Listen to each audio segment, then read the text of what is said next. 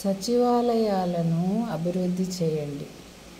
4 జోన్కి ఒక సచివాలయము, దాంట్లో 1/4 మంత్రులు,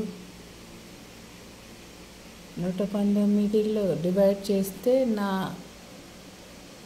పావు మంత్రులు అక్కడ కూర్చోవాలి. అప్పుడు చాలా బాగుంటుంది కదా. సీఎం గారే విజిట్ చేస్తారు, లేకుంటే ఫోన్లు చేస్తారు, లేకుంటే వీడియో కాన్ఫరెన్సులు పెడతారు.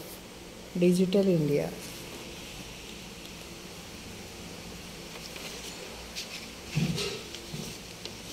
వర్క్స్ కూడా అందరికీ దొరుకుతాయి.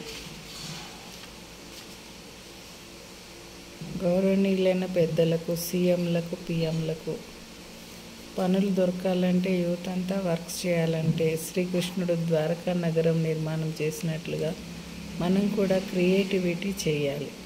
శంషాబాద్ను శంషాబాద్ ఎయిర్పోర్ట్ చేసినట్టుగా అక్కడ చేరుకోవడానికి చాలా సమయం పడుతుంది వీళ్ళందరికీ. మినీ ఎయిర్పోర్టు ఒకటి రాంపల్లిలో నిర్మాణం చేసినట్లయితే యూత్ అందరికీ ఉద్యోగాలు, కారు డ్రైవర్సు ఎలా అయినారో అలా ఎయిర్ డ్రైవర్స్ అవుతారు. ఏది ఎక్కువగా ఉండరాదు. ఆటో డ్రైవర్స్కి ఇల్లు లేవు, గవర్నమెంట్ సిబిఎస్ఈ స్కూల్స్ లేవు, వారి పిల్లలకి ఇన్సూరెన్సులు లేవు, ఫీజులు కట్టలేకపోతున్నారు. ఏం చదువులు? చదువుకోవాలంటే చాలా ఖర్చు అవుతుంది, డబ్బులు లేవు. ఆటో డ్రైవర్స్ జాబ్స్కి ఒక ఇన్సూరెన్స్ లేదు. ఉద్యోగం అంటే వెంకట శ్రీకృష్ణుడు పార్థసారథి లాంటిది. సో పెంచండి క్రియేషన్, ఇన్ఫ్రాస్ట్రక్చర్స్. రాంపల్లి అనే పేరు ఫేమస్ కావాలి శంషాబాద్ లాగా. శంషాబాద్ రాంపల్లి, ఇక్కడ నుండి కూడా ఫ్లైట్స్ ఉంటే బాగుంటుంది. ఇంప్రూవ్. ఆయుర్వేదం అగస్త్య ఆశ్రమాలను కూడా అభివృద్ధి చేయండి. ఆయుర్వేదం డాక్టర్స్ని అభివృద్ధి చేయండి. స్టమక్లో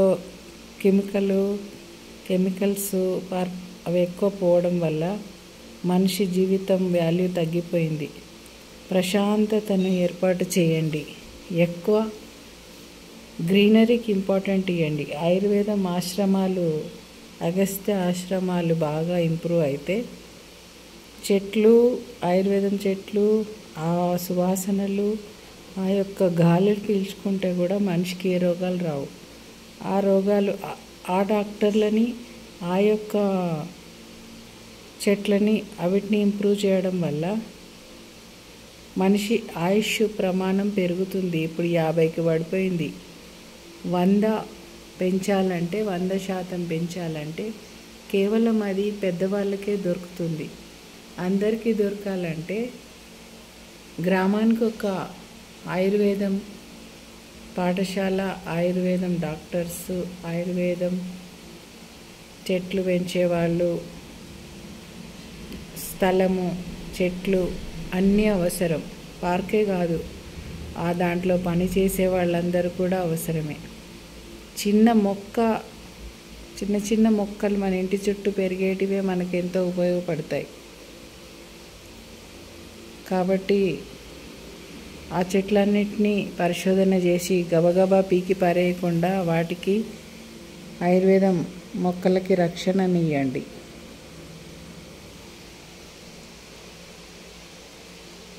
అట్లనే ఎయిర్పోర్ట్స్ నిర్మాణం జరిగితే యూత్ అందరికీ ఉద్యోగాలు దొరుకుతాయి. ఆయుర్వేదం చెట్లు పెంచడము, ఆశ్రమాలు నెలకొల్పడం ద్వారా ఆయుర్వేదం పరంగా కూడా యూత్ అందరికీ ఉద్యోగాలు దొరుకుతాయి. మన భారతదేశం యూనివర్సల్గా మార్చాలి.